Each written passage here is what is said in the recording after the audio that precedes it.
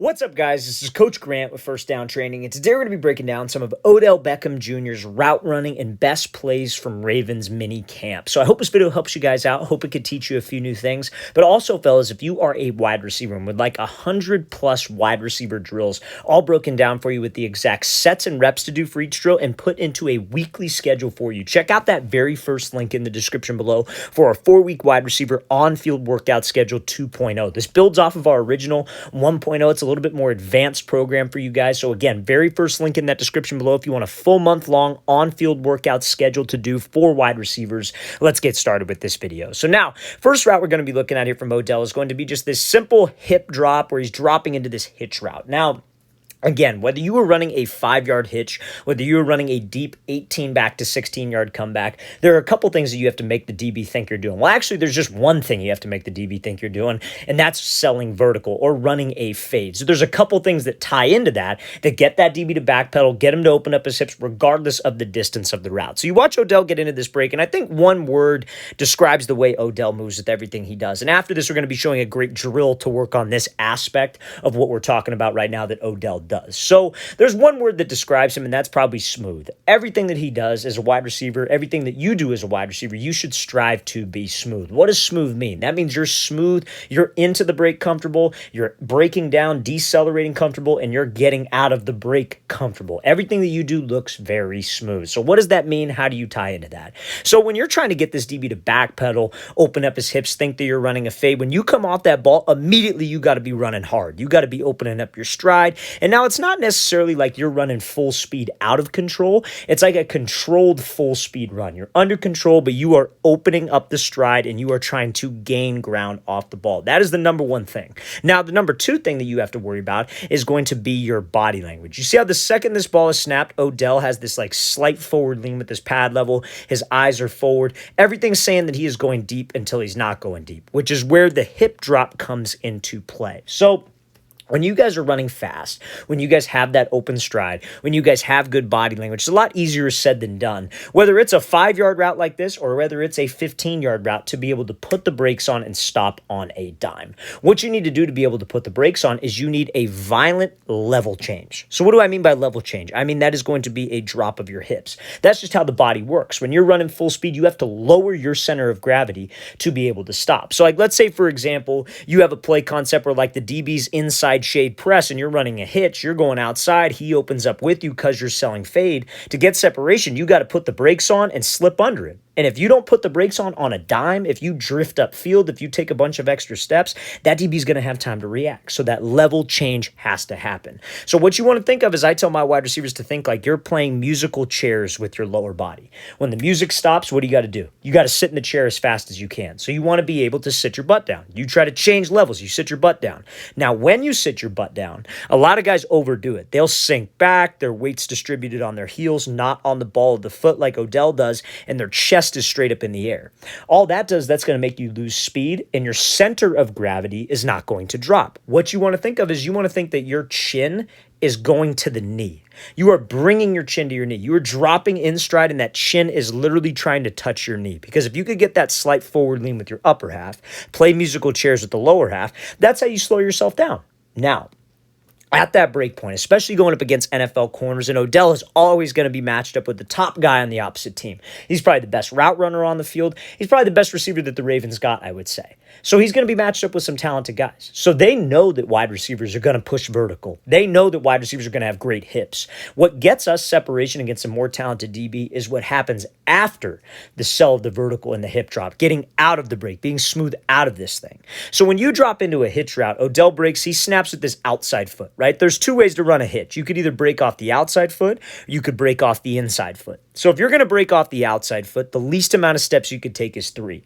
If you're going to break off the inside foot, the least amount of steps you could take is 2. There's no right or wrong way. That's just usually how wide receivers will run that hitch route. So if you were to break with this outside foot, and it would be the same thing if you were running a curl, and it would be the same thing if you're running a comeback, just you're breaking off the inside foot, the steps are the same. You want to snap. This first step is the trigger step, as they call it. That's what triggers your hips, and that's what slows you down. Now, when you're in this low explosive position, we obviously don't want to waste a ton of time here. I don't want to drop down. I don't want to keep my hips and shoulders pointed downfield and take a bunch of extra steps, beat the drum, and get out of the break, that takes too long. So what you have to do is you have to snap, and your second step, you almost want to try to turn at a 45-degree angle. Now, a lot of you might be thinking that pivot step is a little sketchy, like, oh, I might hurt my knee. I'm moving with a lot of speed. That puts a lot of pressure on my ankle. It doesn't if you get to that low center of gravity. That's a whole nother reason why we want to get low. We get low to decelerate. We get low to slow down, but we also get low to put us in a safe position to cut, especially a guy like Odell. It's super important to be able to get to this position on his cuts, because what has he struggled with a lot the last couple of years? Injuries, knee injuries, cutting, hyperextending his leg, striking the ground with his heel first. So he has to keep his feet inside of his frame because that is a safer way to cut. So that pivot step can only happen if you're low. And the pivot step sets up the last step of the break, which is a hook step. You are hooking your foot around, trying to get your hips and your shoulders back facing that quarterback so you're in and out of the break on a dime, but also in the least amount of steps possible. Now, I know this is a 5-yard route, don't get me wrong, but you watch any film of Odell running routes like a comeback, curls, deeper routes downfield, he has the same type of technique. Now, is his foot strike gotten him in trouble in the past? Absolutely. He tends to reach on his cuts a little bit, strike the ground on his heel, that puts the foot outside of his frame, and that's where a lot of those knee injuries happen. When you watch that injury he got with the Rams in the Super Bowl, the knee injury, his most recent injury, it's sad, but when he cuts, it's a heel-toe strike. His feet are not inside his frame. He's not trusting his hips to get low. He's trying to change direction solely with just stepping hard. That's not going to fly, fellas, especially when you're trying to be efficient with this type of cut. So that's a textbook cut there right there by Odell. It's a great example of him coming out in full stride and being able to drop those hips on a dime. So this drill that they have him doing here is a great drill to work on that specific hip drop and to work on the mechanics of the hip drop. So what the Ravens are doing here is they have 3 cones set up, right? So these 3 cones are all just landmarks for Odell to be able to drop his hips. Like when you run routes, let's talk about this for a second. I'm sure all of you that have played wide receiver have heard about running routes off of steps rather than yardage, right? So like, let's say, for example, it's like a 10-yard out route. And let's say you have off coverage from a corner. You're probably going to be breaking off of your third inside step. So you come up, your left foot's up in your stance, your right foot's back, you take a step off the ball. You don't count that. You count your first step with the left, second step, and then you cut off the third inside step, right? So that's the cut to break off of. But if you get man coverage, let's say you're lined up here, you get man coverage inside shade, you're no longer counting steps. You're just getting up to a landmark. So the landmark on this is going to be these 3 cones. That's essentially what they're working on. So from cone to cone, he's working on that level change, that hip drop, and then he's bursting out of this last cone. So let's look at the mechanics here. Let's talk about the mechanics of the hitch route that we were just looking at here. So when he drops, watch what happens. He's sitting his butt down. His chin is not going past his knee. His chin is going to his knee, and he is in a low center of gravity. All of these types of drills that you do, fellas, any type of cutting drill, any type of single cut drill, it all matters. It's all realistic to how you actually play the wide receiver position and how you actually run your routes. So if you're a guy that just kind of goes through the motions with these drills and just like chops let's say for this example, you got 3 specific cuts that you have to make. You got 1, 2, 3, and then you burst out.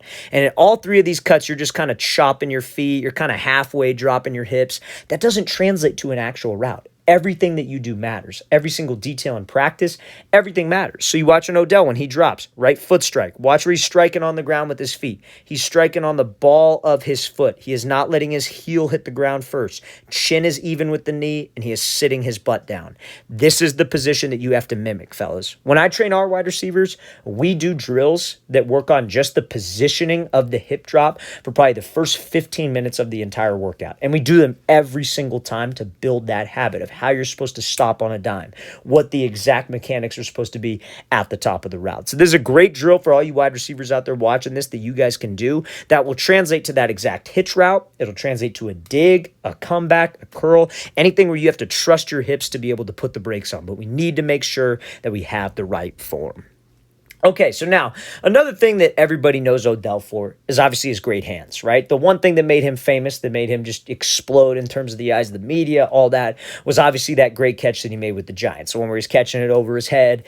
Obviously has very, very good ball skills. And one thing that I want to showcase to you guys is just why he has such, again, brings you back to that very first word that describes Odell, smooth. Everything that he does is smooth. When you watch him catch the ball, it looks smooth. He has that quote unquote soft hands, right? Now, what does that exactly mean? And I want to talk about the mechanics of this catch. So he's coming over the middle. He just catches this simple dig route, right? So when he catches this route over the middle, I want you to pay attention to where this ball hits his hands.